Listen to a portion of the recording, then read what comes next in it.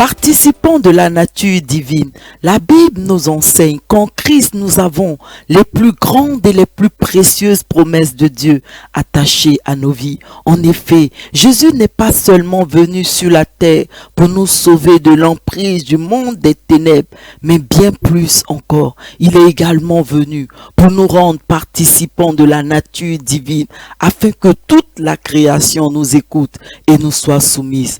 2 Pierre 1, verset 3 à 5.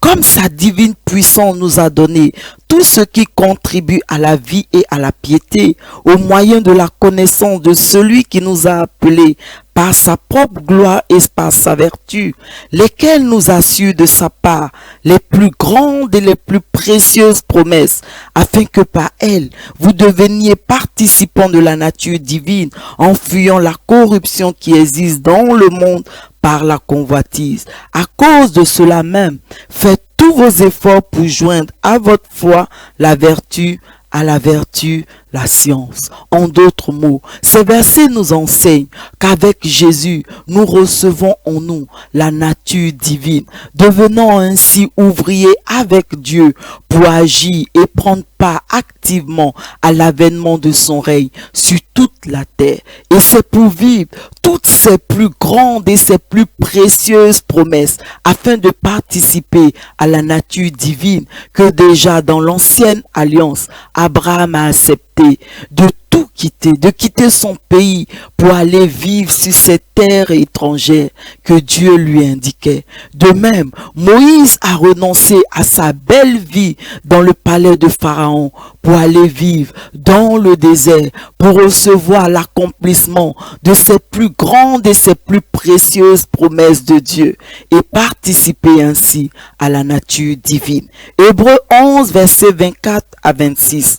C'est par la foi que Moïse, devenu grand, refusa d'être appelé fils de la fille de Pharaon, aimant mieux être maltraité avec le peuple de Dieu que d'avoir pointant la jouissance du péché, regardant le propre de Christ comme une richesse plus grande que les trésors de l'Égypte, car il avait les yeux fixés sur la rémunération.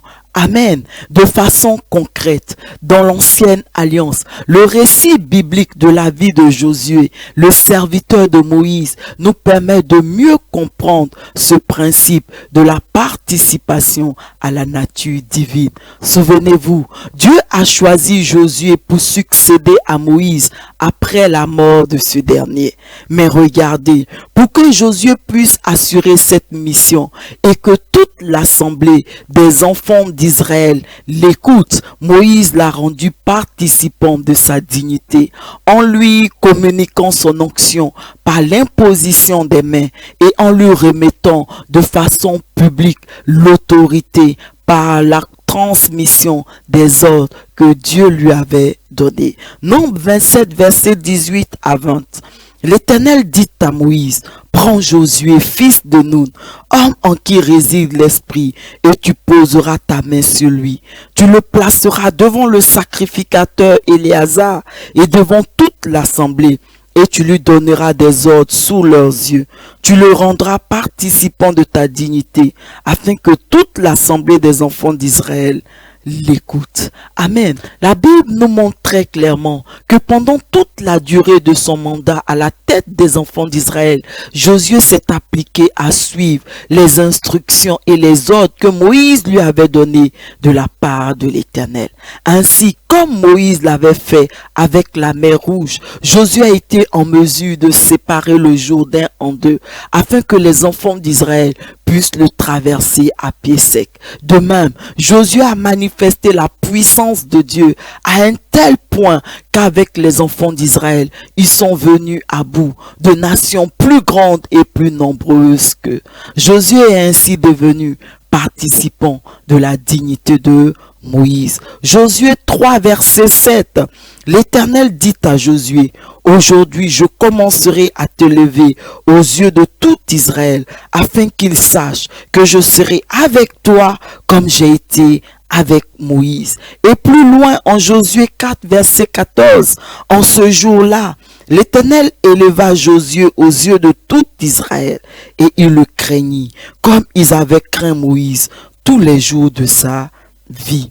Amen. Et c'est parce que Josué est devenu participant de la nature, de la dignité de Moïse, que toute l'assemblée des enfants d'Israël lui a obéi et s'est conformé à toutes les instructions et les ordres que Dieu lui avait transmis par Moïse. Deutéronome 34, verset 9. Josué, fils de Nun, était rempli de l'esprit de sagesse, car Moïse avait posé ses mains sur lui.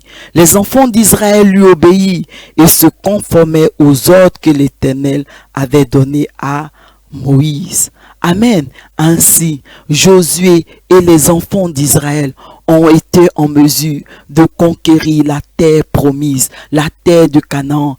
Et Josué a été en mesure d'accomplir sa mission, de faire entrer les enfants d'Israël en terre de Canaan. De même, dans la nouvelle alliance, notre Seigneur Jésus nous a également choisis pour lui succéder et continuer après lui, si c'était sa mission, de faire de toutes les nations ses disciples. Matthieu 28, versets 18 à 20. Jésus s'étant approché leur parla ainsi: tout pouvoir m'a été donné dans le ciel et sur la terre. Allez, faites de toutes les nations des disciples, les baptisant au nom du Père, du Fils et du Saint-Esprit, et enseignez-leur à observer tout ce que je vous ai prescrit. Et voici, je suis avec vous tous les jours jusqu'à la fin du monde. Amen. Et pour que nous puissions assurer cette mission de faire de toutes les nations des disciples de Jésus, et pour que toute la création nous soit soumise, notre Seigneur Jésus, tout comme Moïse avec Josué, nous a rendus participants de sa nature divine, en nous communiquant son onction, sa puissance, qui est le Saint-Esprit, et d'autre part, en nous transférant publiquement son autorité par la transmission des ordres que son Père lui a donnés. Acte 1, verset 8. Mais vous recevrez une puissance, le Saint-Esprit survenant sur vous, et vous serez mes témoins à Jérusalem, dans toute la Judée, dans la Samarie, et jusqu'aux extrémités de la terre. On peut également lire Marc 16, versets 15 à 18. Puis il leur dit: allez par tout le monde et prêchez la bonne nouvelle à toute la création. Celui qui croira et qui sera baptisé sera sauvé, mais celui qui ne croira pas sera condamné. Et au verset 17, voici les miracles qui accompagneront ceux qui auront cru. En mon nom, ils chasseront les démons, ils parleront de nouvelles langues, ils saisiront des serpents. S'ils boivent quelques breuvages mortels, ils ne leur feront point de mal.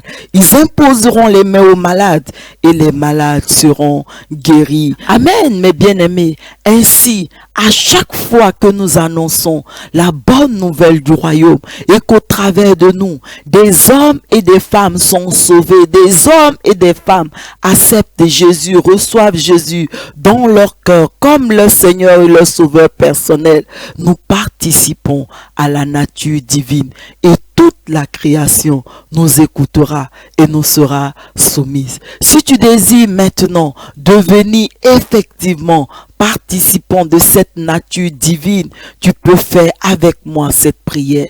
Saint-Esprit, remplis-moi de ta sagesse et de ton intelligence, afin que je puisse en tout point me conformer à tous tes ordres et tes instructions pour devenir effectivement participant de ta nature divine et qu'ainsi toute la création m'écoute et me soit soumise.